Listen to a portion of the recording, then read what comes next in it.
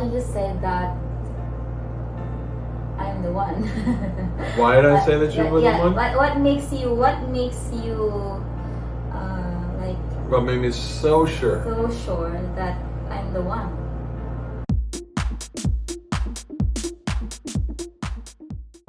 Hi world. Welcome to our world. That was good. You want to use that one? I'd like you to meet my husband, Ron. You were both like, who is he? And this is my wife, Mildred Monteron-Jones. Yes. And that's it. That's it. all. Thanks for coming. I just wanted to brag about her. That's all. Okay. So what's this video all about? You're the one who wrote the questions. You need to know that. Yeah. So this video is like we're gonna be talking how we met, Okay. you know, how we got married, and just what else? Just talk about us. Yeah, we're just talking about us. How we met. How we met. How our relationship Started. how our relationship meant something. Like it wasn't just how we kept it going. Especially this pandemic, and then we met during pandemic. I've been looking for a while, trying to find the perfect person. Before you messaged me, I was there for a week. A week. Yeah. A whole week. A week. I just came along like there. Yeah, but before that, of course, I had a past relationship. I told you that. Mm-hmm. A week after chatting with the other man, I said to myself, can I give it a try? If this time that it won't work, then maybe this thing is not for me. So yeah, and I didn't expect you message me. So why did you message me? So I saw you come up in the search results, and I mean, you're really cute, really great. So I did stop, look twice. And then I read your profile. I forgot exactly what your profile had said, but there was something in there. It was more than just, it wasn't just like, hi, I'm Mildred, I like to laugh. It wasn't that. It was something more. Yeah. What caught your attention? I mean, my beauty? Well, no, I mean, the first thing was that you were beautiful. But what was really encouraging was what you wrote. Again, I forgot exactly what it was, but you were writing something that was... That really captures your... I don't remember what it was that you said, but it was what typically captures what lets me know that there could be something more. Because I asked a bunch of questions in that form letter because I wanted some answers.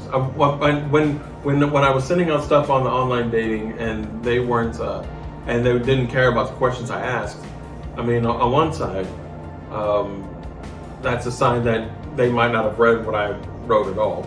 Number two, they might not have thought about it. Number three, they might not be interested in having a conversation like that. And those are the conversations I like to have. They're the conversations I like to have. I know some guys might not, but so I asked a bunch of questions and you answered them all. Yeah, it's like every questions I answered them all. It's like individually. You did. And then you asked me questions. Yeah, I asked questions. See, and that was really hot. No, again, that let me know that you were actually interested in who I was, because your question wasn't just like what's the weather. It was like another question back. It's like some of your questions I asked the questions back to you. But I want to know your side as well. Your beauty was the first thing that made me stop scrolling. Then your bio was the reason that I wrote out. But then the moment that you actually asked questions because you were curious, that changed a lot. I was like, oh, I got a live one here. I forgot the questions. I did too. They were answered. And those questions were questions that were more about my heart, about finding out what it is that you want in life. Because that was important to me, see. I didn't want to be with someone who had not experienced life. And as bleak as it may sound, I didn't want somebody who didn't experience heartbreak or those kind of things, because it's although those life experiences suck, they really help you know what you really want, and they help you know when a conversation's going well. They help you know when a relationship is bad, and boundaries. So it was important, and that was some of the stuff that I found out in our conversations, was that your life that you had that got you to this point, and your creativity, and your hobbies, and your sense of humor, and also that you had no problem being silly and also serious. You had no problem changing gears. Like, we were talking, and then that we were being lighthearted and silly, and then you wrote back like a very serious question to me. Because that was serious question. I noticed that. I noticed that you were like, you could be silly and you could be serious, and I was like, I need someone like that in my life. I need someone who can tell a joke and then immediately pay the bills. The question I suggest you ask is, ask them about the relationship where they learned the most and what they learned. Yeah. Well, we talked everything. Yes, we really tried to talk about everything. Yeah. And we did talk about our pasts. Yeah, we talk our past, because I think it's important to know our past. Right? And when I say our past, I do mean past relationships. Yeah. There were lessons to be learned, and that is one of the questions that I ask. I do suggest that when you're looking to talk to somebody, one question you need to ask them, as weird as it may be, What lesson you learned from your past relationships? well, specific. If you're specific, and you're saying you're a very specific person. if you're specific, you want to say, name something you learned from a relationship, not the general relationships. Because when someone's like the general relationships, then they'd be like, oh, I learned blah blah blah, and it's just like this pointless kind of thing. But if you're like specifically like, what did you learn about, like, from your last relationship, last big relationship? Because what you get is usually a very specific tale from them about what happened, and a reflection on that. And it's very telling, because there's sometimes when you're talking to some women, well, you weren't talking to one, I was talking to one. When you're talking to the person, and you can hear them, one is they might say, like, I don't want to talk about that. I don't want to, right. And some people are okay with that kind of response. I'm not, because to me it seems like they don't want to analyze things. But then another one is when they come back and they say, like, everything was their fault. And the way that they frame it and everything they're talking about was like they didn't learn anything. The other person just messed it all up. Those relationships can happen, but still learn something. Like you realize, like, you broke a cycle. You found some other. Yeah, there are some people that doesn't want to talk about their past. Why is it important to you to know that you're talking to someone about their past? Why is it important? I wanted to hear you talk about your past, because it demonstrated to me that you were living your life and examining it. I didn't necessarily need like all the specific details of it, although you did tell me those. Yeah, I did tell you. Yeah. But the big thing was more like that you were in a relationship and you were thinking about, like, that had ended, and you had actually sat and thought about, like, what you did, what you didn't do, what you had to change, what they changed, what they didn't deliver, what you were missing. And it wasn't just a waste of time. Yeah. And also to hear whether or not you were going to say